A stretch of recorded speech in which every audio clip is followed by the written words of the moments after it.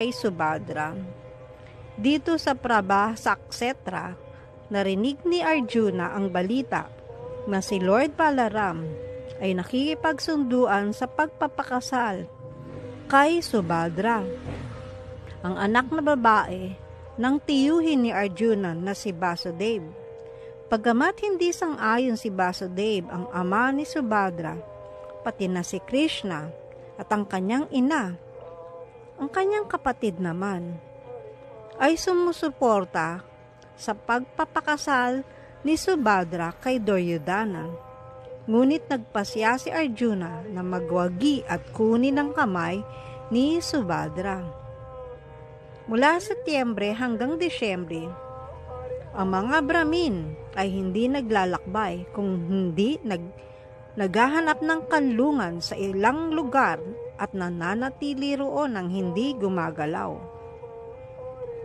Sumisilong sila sa mga kabahayan dahil tag-ulan.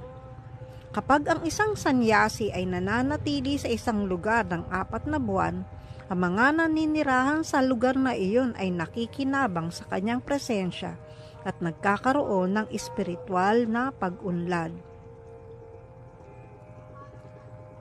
Si Arjuna na kasuotan ng isang tridandi sanyas ay nananatili sa lungsod ng Dwarka ng 4 na buwan, habang binabalak kung paano niya makukuha si Subhadra bilang kanyang asawa. Ang mga tao sa Dwarka, pati na rin si Lord Balaram, ay hindi nakilala ang sanyasi bilang si Arjuna. Kaya't lahat sila ay nag-aalay ng paggalang at pagbati sa sanyasi, nang hindi alam ang tunay na sitwasyon. Isang araw, inimbitahan ni Lord Balaram ang sanyasi na ito na mananghalian sa kanilang tahanan. Inialay ni Balaram ang buong paggalang, ang iba't ibang masasarap na putahe, at ang mga tinatawag na sanyasi ay kumain ng sagana. Habang kumakain sa bahay ni Balaram, si Arjuna ay palihim na tinitignan si Subhadra na labis na kaakit-akit. Kahit na mga dakilang bayani at hari ay maaakit sa kanyang kagandahan. Dahil sa kanyang pagmamahal, kumislap ang mga mata ni Arjuna at nagsimulang tignan si Subhadra ng may ningning sa mga mata. Nagpasya si Arjuna na anumang paraan ay makakamtam niya si Subhadra bilang kanyang asawa, at ang kanyang isipan ay naging agitated dahil sa matinding pagnanasa. Si Arjuna, na lolo ni Maharaj Pariksit, ay may pambihirang kagandahan, at ang kanyang katawan ay labis na kaakit-akit kay Subhadra. Nagpasya rin si Subhadra na sa kanyang isipan na si Arjuna lamang ang nais niyang maging asawa.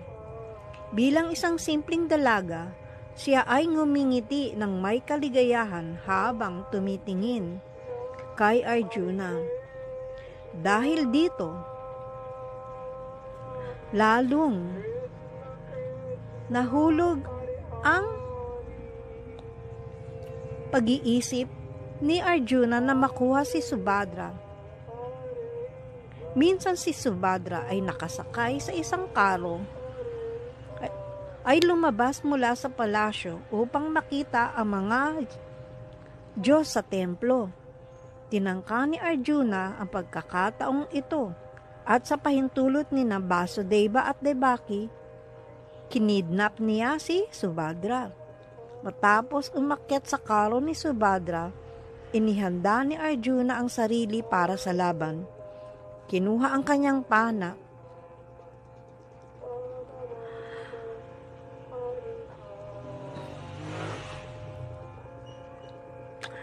at ginamit ang mga palaso upang hadlangan ang mga sundalong inutusan upang pigilan siya.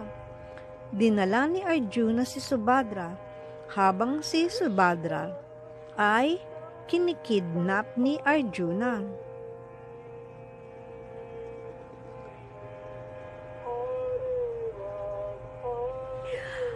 Habang kinikidnap ni Arjuna si Subhadra, nagsimulang umiyak ang kanyang mga kamag-anak at mga kasamahan sa pamilya. Ngunit itinuloy pa rin ni Arjuna ang kanyang layunin, katulad ng isang leon na kumukuha ng kanyang bahagi at umalis.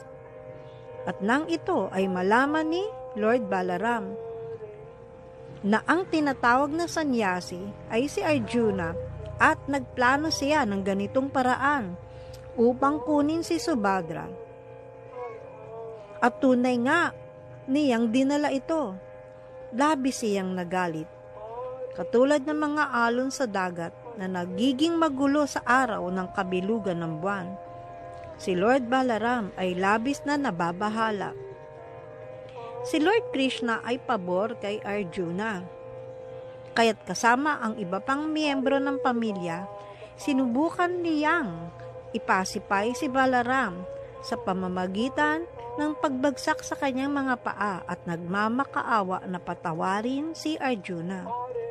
Nang makita ni Lord Balaram na si Subhadra ay talagang nauugnay kay Arjuna, natuwa siya nang malaman na siya ang nais na maging asawa ni Subhadra. Ang usapin ay naayos at upang kalugdan ang bagong kasal na mag-asawa, inayos ni Lord Balaram na magpadala ng dote na binubuo ng maraming yaman, mga elepante, mga karo, mga kabayo, mga alipin, at mga kasambahay. Haribol.